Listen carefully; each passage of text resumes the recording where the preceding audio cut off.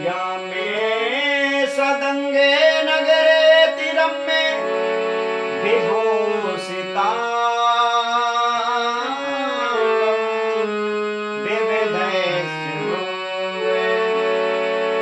सदभक्ति मुक्ति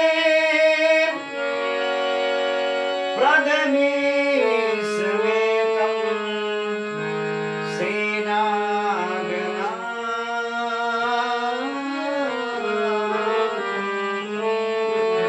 शरणं प्रपद्ये। नागनाथ भगवान की जय। सभी को जय शंकर की। आए आज हम आप सभी भारत के विभिन्न प्रांतों में स्थापित द्वादश ज्योतिर्लिंग की जो कथाएं जो सुन रहे हैं, आज उनके अंतर्गत दसम भाव में जो भगवान ज्योतिर्लिंग के रूप में नागेश्वर रूप में जो विराजमान है, आज उनकी बड़ी परम पवित्र हम लोग गाथा सुनेंगे। जैसा कि हम आप सभी जानते हैं, भगवान शिव की शिव पुराण के कोटि रुद्र संहिता में नागेश्वर भगवान की बड़ी सुंदर पावन चर्चा आती है। बताया गया एक बहुत बड़ा घनघोर जंगल है।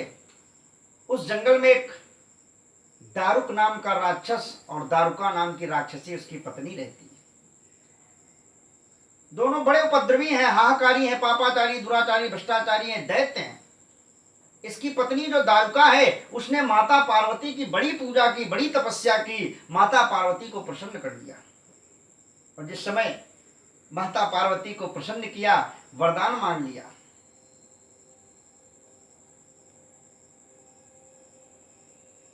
वरदान मांग लिया, हे मां, ये पर्वत मैं जहां चाहूं, ये जंगल मैं जहां चाहूं अपने साथ ले जाऊं।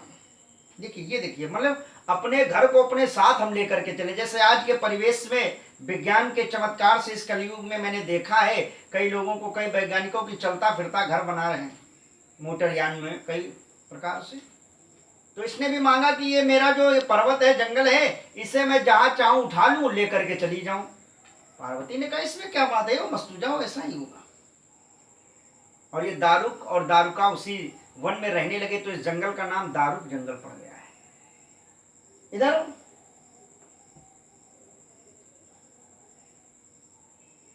कुछ समय बीता, इनका जिस समय अत्याचार, पापाचार, भ्रष्टाचार बढ़ा, जो वहां के जो ऋषि मुनि थे, चूंकि इस दारुक का एक नियम था, जय विद होए धर्म निर्मूला, सो सब करी वेद प्रतिकूला। वेदों के विपरीत आचरण करता था।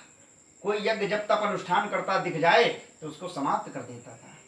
लिखा तो यहां तक है, राम कहने पर छुरी जिगर के पार थी, हाथ में माला दिखे तो हथकड़ी तैयार थी। हरि भजन गाने के बदले कंठ पर तलवार थी, कीर्तन करने के बदले दिल की दीवार थी। हरि भजन गाने के बदले कंठ पर तलवार थी।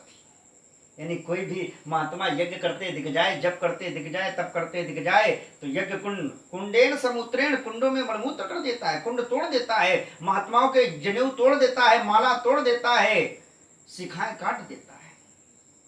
अब तो हाहाकार मच गया।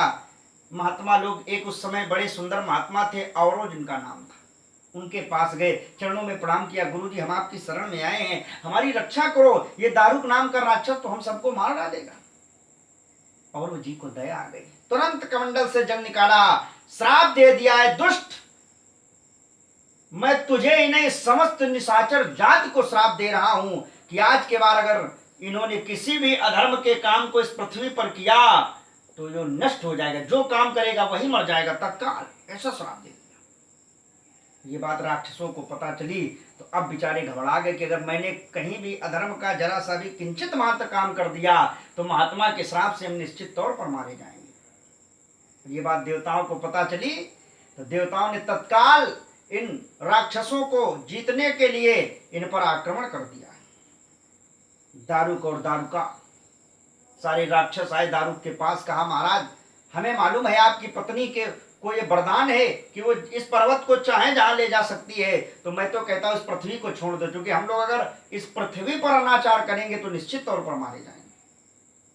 अगर अब नहीं जाते हैं तो ये देवता हमें मार डालेंगे, तो इससे अच्छा इस जगह को छोड़ दिया जाए। तो उस दारुका नाम की राक्षसी ने इस पर्वत को उखाड़ा और समुद्र के बीचों बीच जाकर के जल में ले जाकर के धर दिया।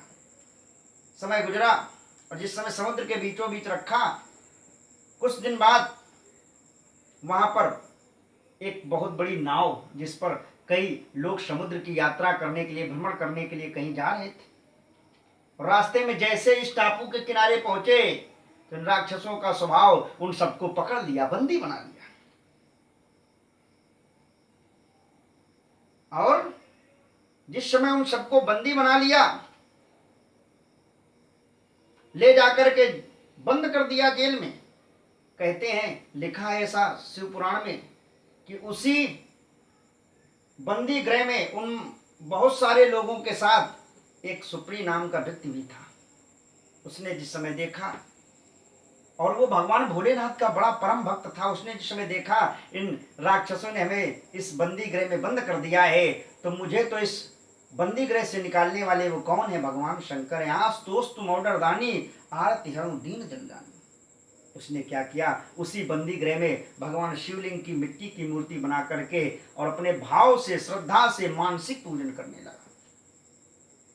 ये बात जिस समय दारुक को पता चली, उठाई तलवार और उस सुप्री का वध करने के लिए जिस समय पहुंचे, और जैसे ही तलवार निकाल करके मारने का प्रहार किया, भगवान शिव तत्काल उपस्थित हो गए। एक ही फुंकार में सारे दैत्यों को समाप्त कर दिया। दारुक भी मारा गया। इसकी जो पत्नी है दारुका, वो इधर उधर भगी, गर्भवती थी, कोई शरण नहीं दे रहा है। विचार करने लगी मैं क्या करूं, तो वो माता भवानी के शरण में चली गई, पार्वती मैया के चरणों में नतमस्तक हो गई, पार्वती की आराधना की।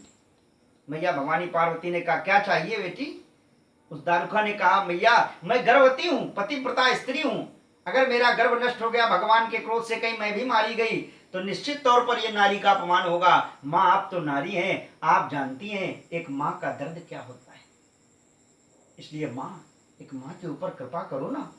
पर जैसे इतना कहा तो मैया पार्वती ने आशीर्वाद दिया, जाओ देवी, अब तुम्हारी आगे आने वाली संतानें निशाचर नहीं होंगी, लेकिन हाँ इतना है कि इनको रहने का अधिकार इस पृथ्वी पर मैं देती हूँ। जो श्राप लगा है औरव जी का, वो मिथ्या हो जाए, मिथ्या नहीं, वो तो अब तुम्हारे बच्चों पर लागू नहीं होगा, ऐसा आशीर्वाद दिया। तो माता भवानी की कृपा से वो दारुका नाम की राक्षसी के आगे पुत्र भी उत्पन्न होते। इधर वो जो भगवान जेल में उत्पन्न हुए थे बंदी गृह में, सुप्री पर प्रसन्न होकर के चरणों में गिर पड़ा, महाराज आपका दर्शन हो गया। भगवान भोलेनाथ बोले, क्या चाहते हो?